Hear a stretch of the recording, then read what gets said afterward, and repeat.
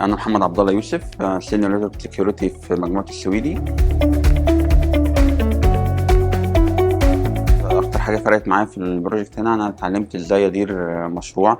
اتعلمت فرق معايا ان تفكيري نفس الشخصي، ان انا اغير تفكيري وتفكيري، اقدر ان انا ادير حياتي الشخصيه حتى لو بغض النظر عن بره الشغل. ان انا اقدر افرق ما بين ان انا بشغل الاوبريشن بتاعي، من ان انا بشغل مشروع، ازاي انظم الوقت بتاعي، ازاي احدد البادجت بتاعتي، وازاي حتى اوزع البادجت بتاعتي بحيث ان انا يبقى عندي فلكسبيليتي في كل حاجه بعملها في وقتي.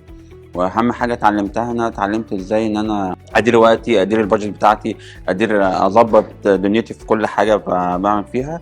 اكتر كلمه اخيره، انا استفدت جدا من دكتور خالد، وفرق معانا جدا، وكلامه كان مفيد لينا، والسيشن كلها كانت فيها تفاعل وكان فيها اكشن وحاجات حلوه اتعلمناها منه. اتمنى ان احنا نتقابل فتره تانية في اي مشاريع، في اي كورسات تانية. شكرا لكم.